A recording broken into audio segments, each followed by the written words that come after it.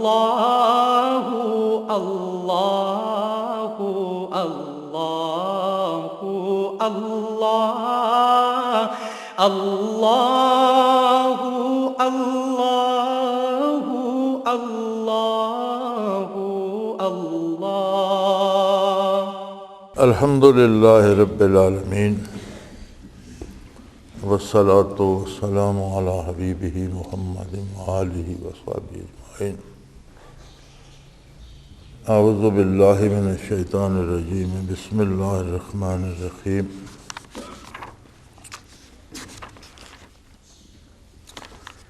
جب یہ دلائل السلوک تباہ ہوئی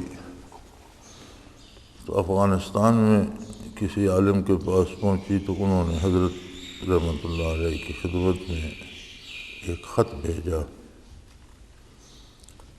اب وہی خط باقی ہے، اس کا جواب جو حضرت نے دیا وہ بھی اس کتاب کا حصہ بن گیا۔ وہ لکھتے ہیں، بگرامی خدمت شیخ المکرم حضرت مولانا کاشف اسرار شریعت و طریقت و حاوی الفروع والاصول، السلام علیکم ورحمۃ اللہ وبرکاتہ، دام فیوزکم و برکاتکم علینا و علی الناس اجمعین۔ مجھے دلائل السلوک دیکھنے کا بذریعہ دلاور خان موقع میسر آیا، جس سے میرے دل میں نور ایمان کی لہر اٹھی اور حیران ہو گیا کہ اس دور ظلماتی اور الحادی میں ایسا ہیرا موتی یگانہ در یکتا وحید الدہر اور سراج منیر اس سرزمین پاک و ہند میں منور ہوا۔ اگر میں اپنی آنکھوں سے کتاب نہ دیکھتا، کوئی دوسرا آدمی زبانی ان واقعات و حالات کو بیان کرتا تو یقیناً دل قبول نہ کرتا، نہ ہی قابل قبول تھیں۔ ظاہراً وہ یہ اہل سنت والجماعت کا مذہب ہے، مگر ان لوگوں سے زمین خالی نہیں ہوتی۔ ایسے جامع شریعت حقیقت ہستی کا اس دور میں پایا جانا اگر محال نہیں تھا تو یقیناً کامیاب تو تھا اور ہے۔ میں خود اس مرض کا قدیم المریض ہوں، طبیب قلب کا سال ہا سال سے متلاشی ہوں، مگر جو ملا آخر وہ دکاندار ہی ثابت ہوا۔ اس لیے میری کشتی کنارے نہ لگ سکی، نہ ہی مرض سے نجات ملی۔ اگر کوئی صورت حاضری کی میسر آئی تو حاضر خدمت ہوں گا۔ وقت آخری ہے اور میں چند ایک معروضات پیش کر کے جواب لینا چاہتا ہوں۔ بزرگ آدمی تھے کہ یہ چیزیں میں سمجھنا چاہتا ہوں۔ کیا اذکار و اشغال مشائخ اور ہیئت جلسہ ذکر دو وقت ذکر کرنے، مجموعی طور پر ذکر کرنے کا وجود قرون ثلاثہ سے ملتا ہے، جو قرون مشہود بالخیر ہیں؟ اگر ان کا وجود قرون ثلاثہ میں موجود نہ تھا تو اس کو بدعت کہنا بعید نہ ہوگا؟ یہ پہلا سوال ہے۔ دوسرا سوال ہے، کیا نجات اخروی کے لیے تمام دیگر کمالات کے حصول کے لیے کتاب اللہ اور سنت رسول کافی نہیں؟ مزید اذکار و اشغال مشائخ دہیں قیودات و تخصیصات اختیار کیے جائیں جبکہ انسان عامل بالکتاب و سنت ہے؟ کیا علم سلوک و تصوف جزو دین ہے؟ اگر ہے تو قرون ثلاثہ اس سے کیوں خالی رہے؟ اگر نہیں تو اس کے حصول کا کیا فائدہ؟ چوتھا سوال ہے، اگر علم سلوک جزو دین ہے تو اس کے حصول کے لیے ولی کامل اور مرشد کامل کو موقوف علیہ ٹھہرانا کہاں ثابت ہے؟ اس کا حصول تو کتب تصوف اور کتاب اللہ اور سنت سے ہو سکتا ہے۔ پانچواں سوال ہے، یہ تو ٹھیک ہے کہ علم سلوک ایک باطنی علم ہے، مگر حصول علم کے لیے زندہ اشخاص کافی ہیں۔ عالم علوم باطنیہ سے حاصل ہو سکتے ہیں، مگر جو صوفیہ کرام اور اولیاء اعظام میں مشہور ہے کہ فیض روح سے بھی ہو سکتا ہے، تو اہل قبور سے کس طرح ہو سکتا ہے جب بعد الدارین ہو چکا؟ نیز فقہا میں تو بعض سرے سے سماع موتا کا انکار کرتے ہیں۔ جب حال یہ ہے تو فیض حاصل کرنا کس طرح ہو سکتا ہے؟ اور امام صاحب کا مذہب بھی بعض عدم سماع بتاتے ہیں۔ چھٹا سوال ہے، اللہ تعالیٰ نے سوال کیے بغیر پیدائش انسانی، جنات و شیاطین قرآن میں بیان فرما دیں، مگر روح کی پیدائش اور حقیقت باوجود سوال کرنے کے نہ بتائی، جس سے خوب واضح ہوتا ہے کہ روح کوئی فرشتہ اور جن سے بھی زیادہ لطیف چیز ہے۔ تو ایسی لطیف ہستی سے فیض حاصل کرنا بہت ہی مشکل ہے۔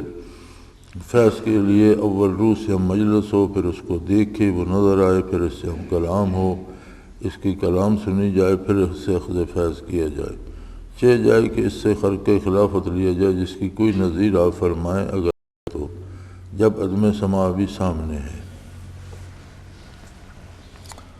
ساتواں سوال ہے، کیا روح پر موت طاری نہیں ہوتی؟ قرآن میں تو کل نفس ذائقۃ الموت موجود ہے، اس کلیہ سے آپ روح کو کیسے مستثنیٰ فرماتے ہیں؟ کیا روح کے لیے بھی روح ہے جبکہ حیات کا موقوف علیہ ہی روح ہے؟ آٹھواں سوال ہے، فنا فی الرسول فنا فی اللہ اور بقاء باللہ مراقبات کی بھی کوئی حقیقت ہے؟ صوفیاء کرام کے نزدیک اور ان کے اصول و تحصیل کی کیا صورت ہے؟ کس طرح حاصل کیا جا سکتا ہے؟ کیا وہ طریقہ آپ ہم کو لکھ کر ارسال کر سکتے ہیں کہ ہم بھی ان کو حاصل کر کے خدا کے خاص بندوں میں داخل ہو جائیں؟ آپ سے دور افتادہ، مہربانی کر کے تفصیل سے لکھیں۔ نیز کشف ملائکہ، جن، کشف قبور، جن جن وظائف سے حاصل ہوتے ہیں وہ بھی مفصل لکھنا مہربانی ہوگی، میں آپ کے حلقہ کا آدمی ہوں۔ جواب حضرت مولانا النجار خان صاحب مدد ذلہ چکرالہ ضلع میاں والی رحمۃ اللہ تعالی علیہ۔ پہلے سوال کا جواب، پہلا سوال تھا کہ یہ بدعت ہے۔ آپ کو سوال یاد رہیں گے تو جواب کا ہی پتہ چلتا جائے گا کہ یہ بدعت تو نہیں ہے۔ فرمایا سب سے پہلے بدعت کا مفہوم سمجھ لینا چاہیے۔ جو چیز بوجود شرعی قرون ثلاثہ میں موجود تھی وہ سنت ہے، اور جو حکم بوجود شرعی قرون ثلاثہ میں موجود نہ تھا وہ بدعت ہے۔ یعنی بعض چیزیں جن کی بنیاد خیر القرون میں تھی، قرون ثلاثہ کہتے ہیں نبی کریم صلی اللہ علیہ وسلم کا زمانہ، صحابہ اور تابعین کا، تو یہ اسے خیر القرون کہتے ہیں، تابعین اور تبع تابعین تک۔ صحابہ کا زمانہ حضور کے ساتھ ہی ہے، تو حضور کا ارشاد ہے اس میں کہ سب زمانوں سے بہتر یہ 3 زمانے ہیں۔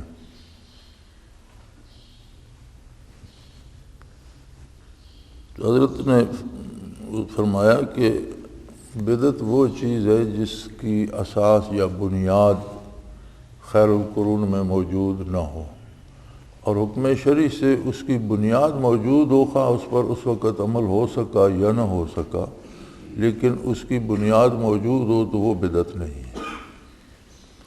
اب وجود شرعی کی تفصیل سنیے۔ وجود شرعی کیا چیز ہے؟ اصطلاح اصول فقہ میں وجود شرعی اسے کہتے ہیں جو بغیر بیان رسول کریم صلی اللہ علیہ وسلم معلوم نہ ہو سکے اور حس عقل کا اس میں دخل نہ ہو، یعنی وہ چیز جو جب تک حضور بیان نہ فرمائے معلوم نہ ہو سکے اور محض عقل انسانی سے یا اپنی سوچ بچار سے گھڑی نہ جائے،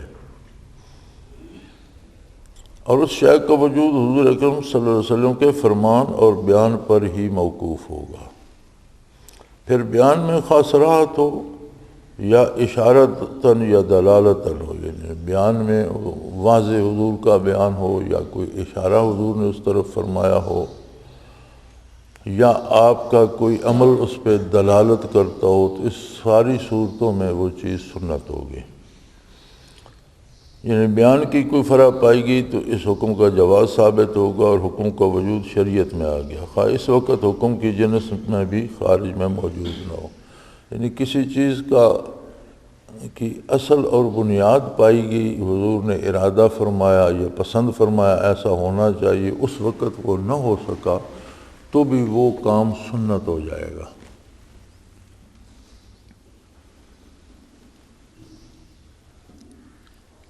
چاہے جائے کہ اس کا جزیہ ہونا ضروری ہے، جزیہ ضروری ہے، پس حکم کا جواز کلیتاً ثابت ہوگا، حکم بجمی جزیات ثابت ہوگا۔ جس حکم کی بنیاد ثابت ہوگی اس کی پھر باقی سارے حصے بھی جزیات بھی ثابت ہو جائیں گے۔ اس کا کوئی جزیہ بوجود خارجی قرون ثلثہ میں موجود ہو یا نہ ہو، اور ظاہری اسباب کی وجہ سے اس عہد میں وہ کام ہو سکا یا نہیں، لیکن جب حضور نے اس کے بارے کچھ فرمایا یا اشارہ کیا یا ارادہ فرمایا تو وہ چیز سنت میں ثابت ہو جائے گی۔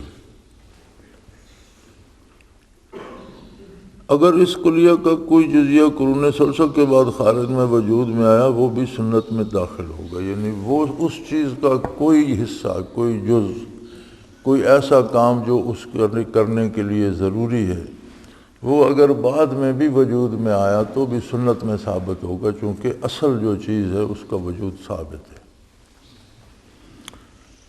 یوں تو اقسام حدیث میں قول رسول، فعل رسول، تقریر رسول، حواجث نفس رسول، عزم رسول، ہم رسول، خواطر رسول صلی اللہ علیہ وآلہ وسلم سب داخل ہیں۔ یعنی حدیث میں حضور صلی اللہ علیہ وسلم کا ارشاد فرمانا حدیث ہے، آپ نے کوئی کام کیا وہ حدیث ہے، آپ کی تقریر یعنی بیان حدیث ہے، حواجث نفس رسول، آپ کے دل میں کسی کام کرنے کا ارادہ پیدا ہوا اور اس وقت وہ کام نہ بھی ہو سکا ہو تو بھی اس کام کا کرنا سنت ہے۔ عزم رسول، حضور نے ارادہ فرمایا کہ یہ کرنا چاہیے، پھر نہیں بھی ہو سکا تو بھی اس کام کا کرنا سنت ہو گیا۔ ہم رسول، کسی کام کے بارے آپ نے ارادہ تو نہیں فرمایا لیکن خیال پاک تھا آپ کا کہ ایسا کیا جائے، وہ بھی سنت ہوگا۔ خواطر رسول، یہ بھی وہی بات ہے کہ آپ کے قلب اطر پہ جو بات گزری کہ ایسا کرنا چاہیے۔ مگر اذکار تو وہ سنت ہے جس کا ثبوت صراحتاً رسول کریم صلی اللہ علیہ وسلم اور صحابہ کرام کے زمانے اور خیر القرون میں پایا جاتا ہے۔ یہ ساری چیزیں سنت ہیں، مگر جہاں تک ذکر اذکار کا تعلق ہے تو یہ تو وہ سنت ہے جس پر خود حضور صلی اللہ علیہ وسلم کا عمل بھی تھا، صحابہ کرام کا عمل بھی تھا، خیر القرون کے متقدمین کا عمل تھا۔ اور اذکار و اشعار جن کی اصل کتاب و سنت میں موجود ہو ان کی جزیات مشائخ نے اس اصل سے اخذ کیوں و داخل سنت ہے۔ جب ذکر اذکار کا اصل وجود قرآن میں بھی موجود ہے، قرآن میں حکم موجود ہے ذکر کرنے کا، اور حضور کے عمل سے ذکر کا کرنا، صحابہ کے عمل سے ذکر کا کرنا ثابت ہے، تو پھر ذکر کرنے کے لیے جو جزیات مشائخ وضع کرتے ہیں، لوگوں کے مزاج مختلف ہوتے ہیں، انہیں مختلف طرح سے ذکر کراتے ہیں، تو یہ جزیات جو ہوں گی یہ سنت میں داخل ہوں گی، کیونکہ مشائخ نے یہ جزیات بھی اسی اصل سے اخذ کی ہوں گی، یعنی اس کے خلاف نہیں ہوں گی، قرآن و سنت ہی سے اخذ کی ہوئی جو اس کی جزیات ہوں گی وہ بھی سنت میں داخل ہوں گی، کیونکہ وسائل و ذرائع کا حکم مقاصد میں داخل ہوتا ہے۔ وسیلہ اور ذریعہ جو ہوتا ہے وہ کسی مقصد کا حکم ہے کہ یہ کرو، تو اس کے لیے جو وسیلہ یا ذریعہ ہوگا وہ اسی مقصد کے حکم میں داخل ہوگا۔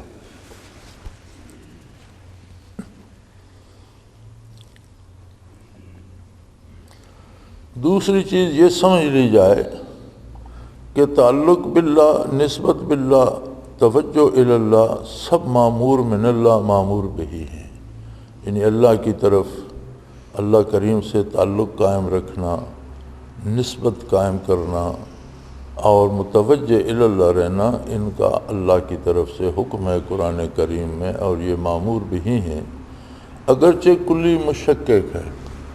کلی مشکک وہ فعل ہوتا ہے جس کے کئی اجزاء ہوتے ہیں، مثلا 1 سے 100 تک حصے ہیں اس کے، تو جس کا ایک حصہ بھی ادا کر دیا جائے تو حکم کی تعمیل ہو جاتی ہے، اگرچہ کمال حاصل نہیں ہوتا۔ اس کے 10 حصے بھی ادا کیے جا سکتے ہیں جتنی اللہ توفیق دے، اور کوئی اس کا 100% اس پہ عمل کر لیتا ہے، اسے کہتے ہیں کلی مشکک، یعنی اس کا کل کیا جائے یا ایک جز کیا جائے تو حکم کی تعمیل ہو جاتی ہے۔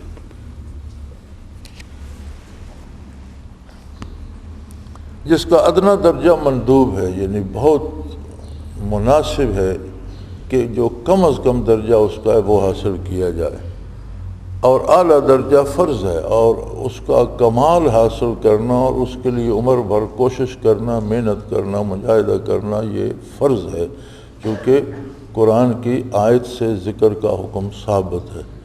تو ذکر کا حکم کلی مشکک ہے۔ کلی مشکک وہ فعل ہوتا ہے جس کے بہت سے درجے ہوں اور چھوٹے سے چھوٹے درجے پہ بھی عمل کر لیا جائے تو نافرمان نہیں کہلاتا بندہ، یعنی اس نے عمل کر لیا، لیکن اس پر قناعت نہ کرے، اس کا کمال حاصل کرنا فرض ہے کہ حکم 100 درجے کا ہے تو 100 تک پہنچنا چاہیے، اس کے لیے محنت کرے، مجاہدہ کرے، کیونکہ یہ فرض ہے۔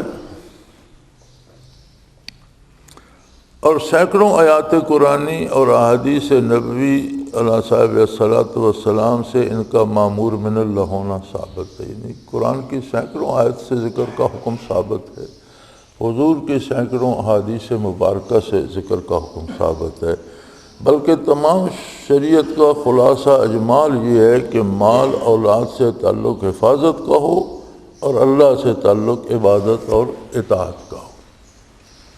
یعنی شریعت کا اصل مغز جو ہے یا حاصل جو ہے وہ یہ ہے کہ دنیا میں رہنا ہے، دنیا سے بھی برتنا ہے، روزی بھی کمانی ہے، بچوں کو بھی پالنا ہے، گھر بھی بنانا ہے، لباس کی، غذا کی ضرورت ہے، ملازمت یا کاروبار کی ضرورت ہے، لیکن ان سب چیزوں سے تعلق ایسے ہو جیسے کسی امین کا امانت سے ہوتا ہے کہ یہ چیزیں اللہ کی ہیں، اس نے میرے پاس امانت رکھوائی ہیں، اس کی رضا کے لیے، اس کی مرضی کے مطابق ان کو سنبھالنا میری ذمہ داری ہے، اور اللہ کریم سے تعلق اس کی اطاعت اور عبادت کا ہو کہ ہر کام میں اس کی اطاعت کرے اور عبادات میں پختہ تر رہے۔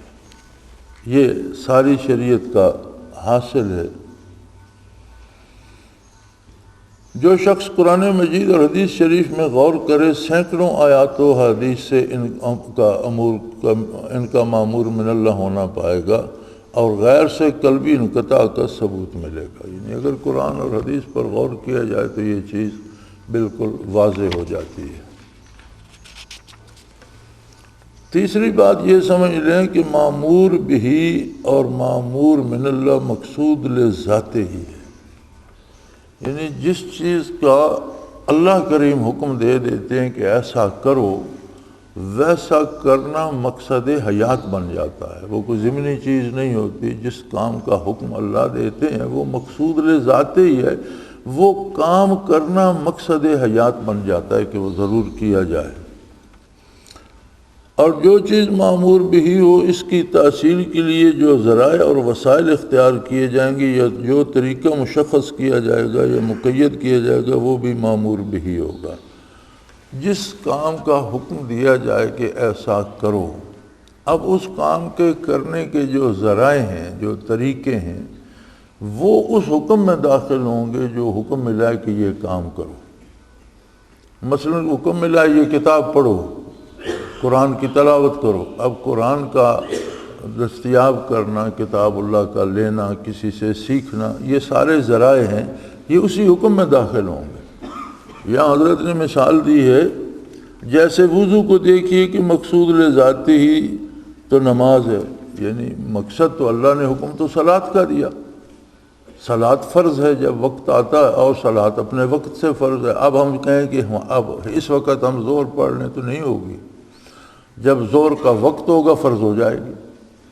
تو صلاۃ فرض ہے، وضو فرض نہیں ہے، لیکن جب وقت ہوگا تو وضو فرض ہو جائے گا، چونکہ صلاۃ کی ضرورت ہے کہ وضو ہو۔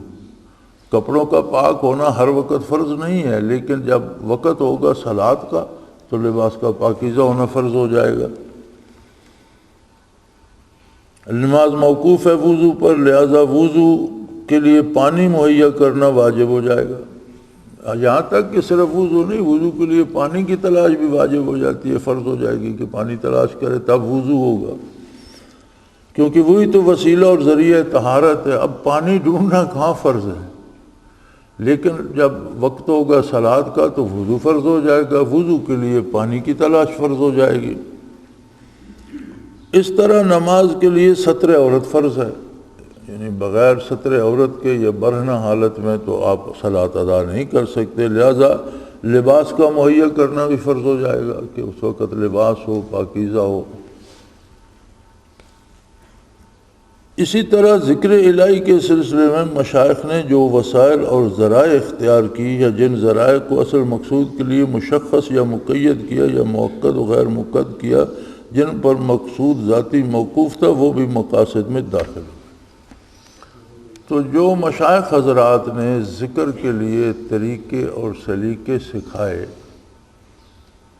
اصل مقصد تو اللہ کا ذکر تھا جس کا حکم قرآن میں موجود ہے، سنت میں بھی موجود ہے۔ اس کے جو ذرائع اور طریقے اور سلیقے مشائخ نے مقرر کیے ہیں وہ اس لیے فرض ہو جائیں گے، اس لیے سنت یا فرض کے حکم میں آ جائیں گے کہ اصل مقصد تو ذکر کا اور برکات کا حصول ہے، اور اس کے لیے وہ ضروری ہیں۔ جن پر مقصود ذاتی وہ بھی مقاصد میں داخل ہوئے، ان کو بدعت نہیں کہا جائے گا، اور یہ احداث فی الدین نہیں ہوگا، یہ دین میں نئی بات گھڑنے کے مطابق نہیں ہوگا۔ احداث ہوتا ہے کوئی نئی چیز گھڑ کے داخل کرنا۔ جس طرح طبیب ہر زمانہ اور ہر موسم ادویہ بدلتا اور تجویز کرتا ہے، طبیب کا اصل مقصد تو صحت انسانی ہے، یعنی طبیب کسی مریض کو دوا دیتا ہے تو ہر مریض ایک ہی دوا 10 مریضوں کو دیتا ہے تو بدرکا بدل دیتا ہے کہ تم نے پانی سے لینی ہے، تم نے چائے سے لینی ہے، تم اسے عرق گلاب سے لو۔ یہ کیا بات ہوئی؟ دوا ایک ہی ہے، مرض بھی ایک ہی ہے، لوگ مختلف ہیں، تو کہیں بدرکا بدل دیتا ہے، کہیں دوا بدل دیتا ہے۔ ایک بندے کو بخار ہے اسے اور دوا دیتا ہے، دوسرے کو بخار ہے اسے اور دوا دیتا ہے۔ تو جتنا بھی بدلتا رہے اس کا اصل مقصد تو حصول صحت ہے۔ اب ان بندوں کے مزاج کے مطابق کبھی وہ بدرکا بدلتا ہے، یعنی جس کے ساتھ دوا لی جاتی ہے وہ تبدیل کرتا ہے، کبھی دوا بدل دیتا ہے، چونکہ اس کے بخار کا سبب اور تھا اسے اور دوا دی، اسے کسی اور سبب سے بخار ہے اسے اور دوا دی۔ ایک کو سردی لگی بخار ہو گیا، دوسرے کو زخم تھا اس میں وہ زخم پھیل گیا اور اس کی وجہ سے بخار ہو گیا، تب دونوں کی دوا ایک، دونوں بخاروں کی ایک تو نہیں ہوگی۔ اسی طرح اذکار کا اصل مقصد تعلق مع اللہ اور توجہ الی اللہ ہے، جس طریقہ سے حاصل ہو وہ اختیار کرنا فرض کے حکم میں داخل ہو۔ اذکار کا اصل مقصد تو اللہ سے تعلق قائم کرنا ہے، جس طرح لوگوں کے مزاج ہیں، جس طرح کی ضرورت ہے، مشائخ اعظام نے شریعت کے مطابق وہ قیدیں لگائی ہیں یا طریقے بتائے ہیں، تو وہ بھی اسی فرض کے حکم میں داخل ہوں گے۔ یا مثلا اعلاء کلمۃ اللہ ایک مقصد ہے اور جہاد بھی اس کا ذریعہ ہے کہ اللہ جل شانہ کے دین کو غالب کرنا اور اللہ کا جل شانہ کا کلمہ غالب کرنا مقصد ہے۔ اب ایک اس کا ذریعہ جہاد ہے۔ جہاد میں جن آلات حرب پر موقوف ہوگا ان کی تحصیل بھی فرض ہوگی۔ اب اگر کفار کے مقابلے میں جہاد فرض ہوگا تو جہاد کے لیے جن ہتھیاروں کی ضرورت ہے وہ بھی فرض ہو جائیں گے۔ حالانکہ کوئی ہتھیار جمع کرنا فرض تو نہیں ہے، لیکن جب ضرورت جہاد جب فرض ہوگا تو اس مقصد کے حصول کے ذرائع بھی فرض ہو جائیں گے، جیسے آج کے حالات کے مطابق توپ، ٹینک، ہوائی جہاز وغیرہ۔ ان کو اس وجہ سے بدعت نہیں کہا جائے گا کہ رسول کریم صلی اللہ علیہ وسلم کے زمانہ یا صحابہ کے زمانہ میں یا خیر القرون میں ان کا وجود نہ تھا۔ اب کوئی کہے کہ جی اس وقت تو تلوار تھی اور یہ رائفل اور یہ جہاز اور ٹینک اور یہ بدعت ہے، تو یہ بدعت نہیں ہوں گے۔ زمانے یا وقت کے ساتھ ذرائع بدل گئے، مقصد نہیں بدلا۔ تو مقصد فرض ہے تو ذرائع بھی اسی فرض کے حکم میں داخل ہوں گے۔ معلوم ہو کہ مقصد جب اعلاء کلمۃ اللہ کے لیے جہاد کرنا ہے، اس مقصد کے حصول کے لیے حالات کے مطابق ذرائع مہیا کرنا جن پر یہ موقوف ہے وہ بھی واجب ہوگا، اسے بدعت نہیں کہا جائے گا۔ چوتھی بات یہ سمجھ لیجئے کہ حدیث جبریل علیہ السلام میں احسان کو جزو دین کہا گیا ہے۔ جبریل علیہ السلام کی جو حدیث ہے کہ اسلام کیا ہے، ایمان کیا ہے، اسلام کیا ہے اور احسان کیا ہے، جس میں حضور نے فرمایا تھا کہ اللہ کی عبادت اس طرح کی جائے، انت عبد ربک کانک تراہ فإن لم تکن تراہ فإنہ یراک، کہ تو اللہ کو دیکھ رہا ہے، اور اگر یہ نہ ہو تو کم از کم یہ یقین ہو کہ اللہ تجھے دیکھ رہا ہے۔ تو احسان کو جزو دین کہا گیا ہے، اس لیے اس کا حاصل کرنا مسلمانوں پہ واجب ہوگا۔ جب دین کا حصہ ہے تو یہ جس طرح دین واجب ہے اسی طرح یہ بھی واجب ہوگا۔ اور احسان صرف جزو دین نہیں بلکہ دین کی روح اور خلاصہ ہے، چونکہ احسان جو ہے یہ عبارت ہے خلوص سے، اور خلوص کے بغیر تو کوئی کام بھی نہیں۔ ایمان، اگر ایمان میں خلوص نہیں تو منافق ہے، عبادات میں خلوص نہیں تو وہ ریا ہے، یعنی کوئی بھی کام عقیدے سے لے کر عمل تک خلوص کے بغیر نامکمل ہے، اور خلوص ہی کو احسان کہا گیا ہے۔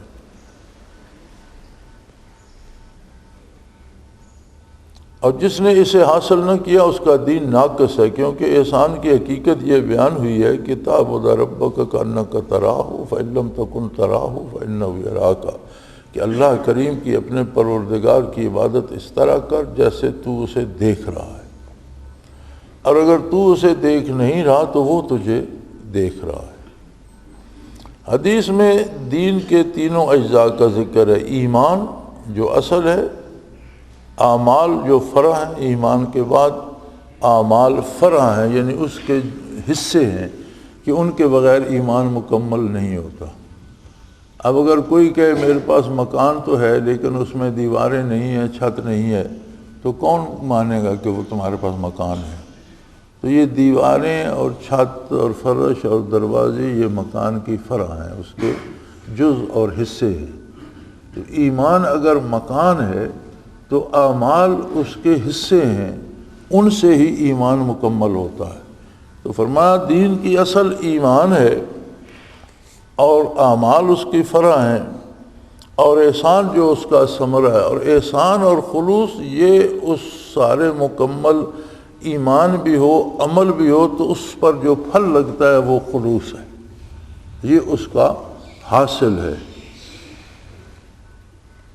تو ظاہر ہے اسے چھوڑ دینا ایسا جیسا ایک شخص مغرب کی نماز میں فرض کی 2 رکعت پڑھ کر فارغ ہو جائے، ظاہر ہے اس کی نماز نہیں ہوگی۔ جب دین کے 3 حصے بیان ہوئے، ایمان، اعمال اور احسان، تو اگر کوئی احسان کو چھوڑ ہی دیتا ہے تو ایسی مثال ہے جیسے مغرب کی نماز میں اس نے 2 فرض پڑھے، تیسرا چھوڑ دیا، تو وہ 2 بھی نامقبول ہوں گے، اس کی نماز پوری نہیں ہوگی۔ اسی طرح احسان کو چھوڑ دینا دین کے ایک عظیم جز کو ترک کرنا، اس لیے دین ناقص رہ جائے گا۔ 5ویں بات یہ سمجھ لیجئے کہ حضور اکرم صلی اللہ علیہ وآلہ وسلم کے زمانہ میں درجہ احسان صرف صحبت رسول صلی اللہ علیہ وسلم سے حاصل ہو جاتا تھا۔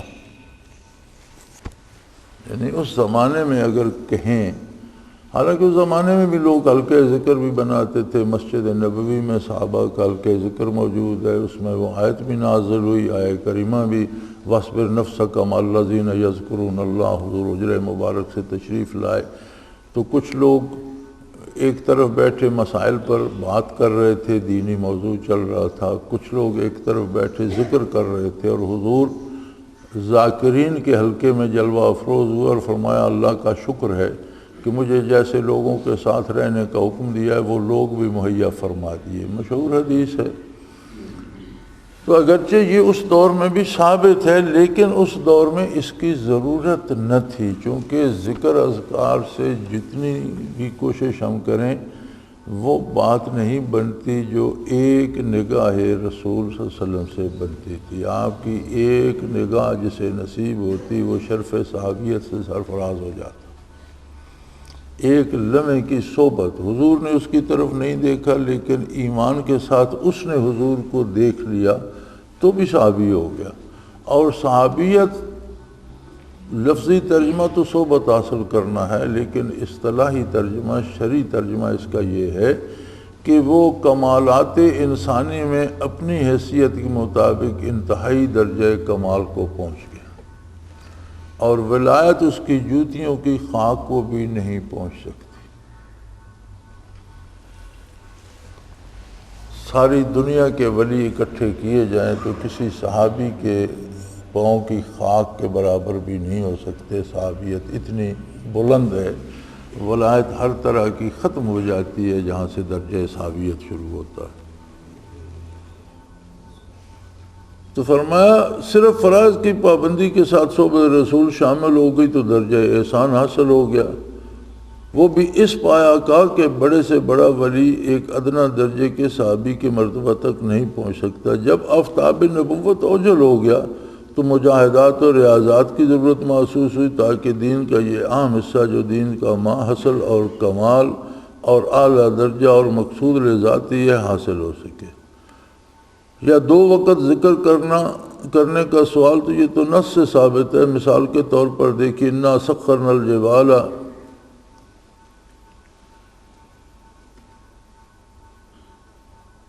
معہ لیسبحن بالعشی والاشراق والطیر معشورا، قرآن کی آیت میں ہے ہم نے پہاڑوں کو حکم کر رکھا تھا کہ ان کے ساتھ شام اور صبح تسبیح کیا کریں، اور پرندوں کو جو حضرت داؤد علیہ السلام کے ساتھ۔ تو فرمایا یہ دو وقت کا ذکر تو قرآن میں موجود ہے کہ ہم نے پہاڑوں کو بھی پابند کر رکھا تھا کہ حضرت کے ساتھ دو وقت ذکر میں شامل ہوا کریں، ذکر کیا کریں۔ اس حقیقت کو کشف صحیح کی تائید بھی حاصل ہے، اور یا اللہ نے اس آیت سے دو امور ثابت کیے ہیں۔ اول اجتماعی ذکر، یعنی حلقہ ذکر بنانا اس آیت سے ثابت ہے، اور دوسرا اجتماعی ذکر کا فرمایا یہ فائدہ ہوتا ہے کہ اس میں ذاکرین کے انوار کا عکس ایک دوسرے پر پڑتا ہے، جس سے نوست دور ہوتی ہے، قلب میں انبساط پیدا ہوتا ہے، ہمت قوی ہوتی ہے، اور اجتماعی ذکر سے جو تاثیر پیدا ہوتی ہے الفاظ میں بیان نہیں ہو سکتی۔ یہ کیفیت چشیدنی ہے، گفتنی نہیں، یعنی یہ ایسی کیفیت ہے جسے حاصل کر کے محسوس کیا جا سکتا ہے، بیان کر کے نہیں بتائی جا سکتی۔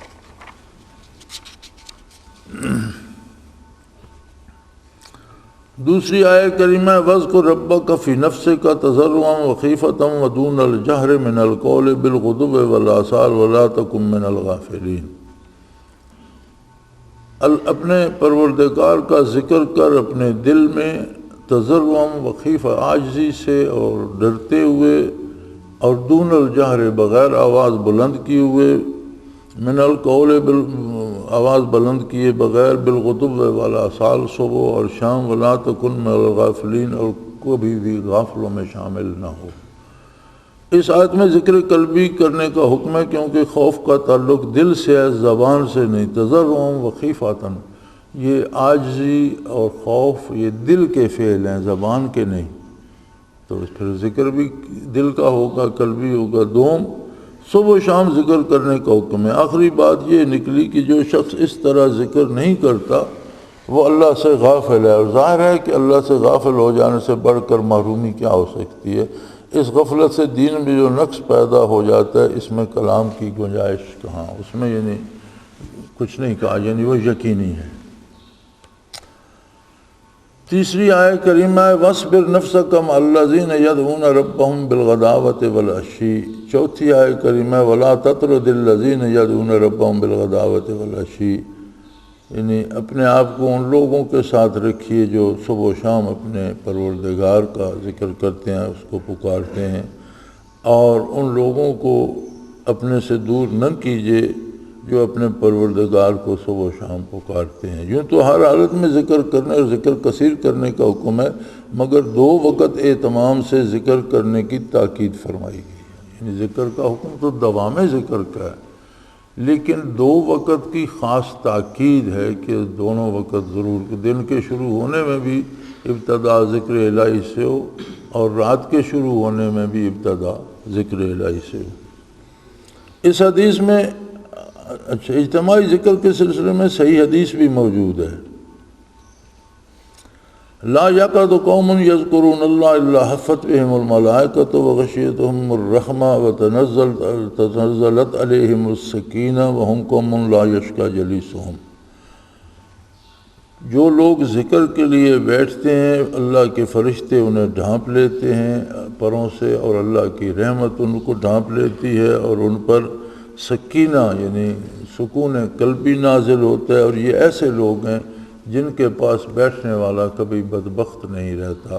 یہ حدیث شریف ہے۔ اس حدیث میں اجتماعی ذکر کا ثبوت موجود ہے۔ پھر اس نعمت کا ذکر ہے کہ اس مجلس کو ملائکہ گھیر لیتے ہیں، رحمت باری اور سکون قلبی نازل ہوتا ہے، یہاں تک کہ اس مجلس میں بیٹھنے والا بھی بدبخت نہیں رہ سکتا۔ پھر صحیح حدیث میں موجود ہے کہ ملائکہ کی ایک جماعت حلقے ذکر کی تلاش میں پھرتی ہے، جہاں کہیں کوئی مجلس ذکر پاتے ہیں دوسرے فرشتوں کو بلاتے ہیں اور اس مجلس میں بیٹھ جاتے ہیں۔ مختصر یہ کہ ذکر کا مامور من اللہ ہونا اور صبح و شام اہتمام سے ذکر کرنا نص سے ثابت ہے، یعنی ذکر کا اللہ کا حکم ہونا اور صبح شام پابندی سے ذکر کرنا یہ قرآن کے حکم سے ثابت ہے۔ یہ تھا پہلے سوال کے جواب کہ یہ بدعت تو نہیں۔ دوسرا سوال کیا ہے بھائی؟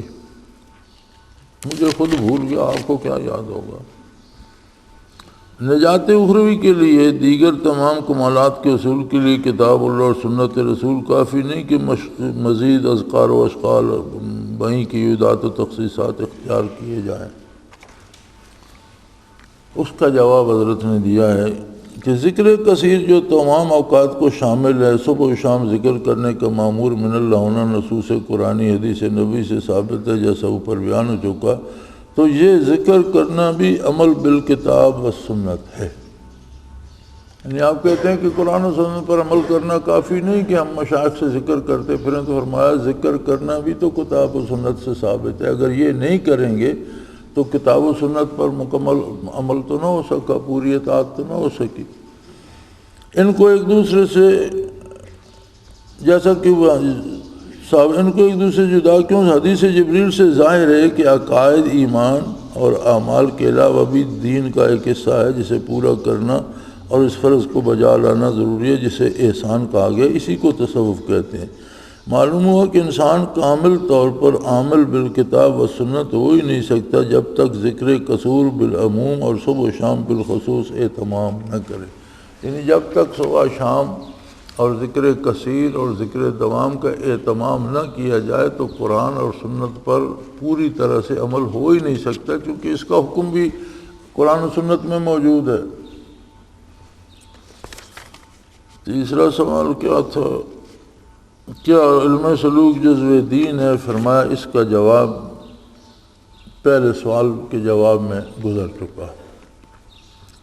چوتھے سوال کا جواب چوتھا ہے، اگر علم سلوک جزو دین ہے تو اس کے حصول کی ولی کامل اور مرشد کامل کو موقوف علیہ ٹھہرانا کہاں ثابت ہے؟ یہ تو کتب تصوف اور کتاب اللہ سنت سے ہو سکتے ہے۔ چوتھا سوال یہ ہے کہ اگر یہ شریعت سے ثابت ہے تو پھر اس کے لیے مرشد کی کیا ضرورت ہے؟ قرآن و سنت سے یا اس کی تصوف کی کتابوں سے حاصل کیا جا سکتا ہے۔ یہ چوتھا سوال ہے۔ جواب فرماتے ہیں کوئی علم یا فن کسی استاد کی شاگردی اختیار کیے بغیر نہیں سیکھا جا سکتا۔ کتاب اللہ اور سنت رسول کا صحیح فہم حاصل کرنا کامل اور ماہر استاد کے تعلیم دینے پر موقوف ہے۔ محض کتابوں کے مطالعے سے کتاب اللہ کے اسرار اور سنت رسول کی حقیقت سمجھ میں نہیں آ سکتی۔ یعنی محض رسالے کتابیں پڑھتے رہیں تو اس سے سمجھ نہیں آتی جب تک باقاعدہ کسی استاد سے یہ حاصل نہ کرے۔ پھر اس کلیہ میں تصوف کو مستثنیٰ کیوں کیا جائے؟ اس کے سیکھنے کے لیے مرشد کامل کی ضرورت کا انکار کیوں کیا جائے جبکہ وہی فن سکھانے کی مہارت و اہلیت رکھتا ہے؟ کتب تصوف سے نشان راہ تو مل سکتا ہے، منزل تک رسائی نہیں ہو سکتی۔ حالات، واردات، کیفیات اور روحانی ترقی کے لیے مراقبات کتابوں سے سیکھنے کی چیز ہی نہیں۔ اور اصل بات یہ ہے کہ جو کیفیات ہیں یا مراقبات ہیں یا درجات ہیں یہ کتابوں سے سیکھنے کی نہیں، یہ تو کیفیات ہیں جو سینہ اطہر سے صحابہ کو ملیں، صحابہ سے تابعین، تبع تابعین کو، اور یہ کیفیات ہیں جو سینہ بسینہ دلوں سے دلوں کو چلتی ہیں، ان کو تو لکھا پڑھا جا ہی نہیں سکتا، کیونکہ واضح نے ان کے لیے الفاظ وضع ہی نہیں کیے، یعنی یہ الفاظ میں نہیں آتی، ان کے لیے تو کوئی لفظ بنا ہی نہیں۔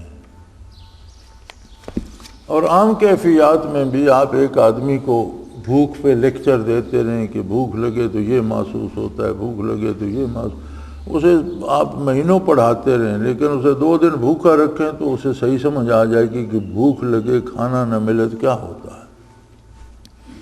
ہم غصے پہ لیکچر دیتے رہیں، غصے میں آدمی یہ محسوس کرتا ہے، غصے میں یہ محسوس کرتا ہے، تو ہم نہیں سمجھا۔ کسی کو غصہ دلا دو تو اسے سمجھ آ جائے گی کہ غصے میں کیا یہ جو کیفیات ہیں مادی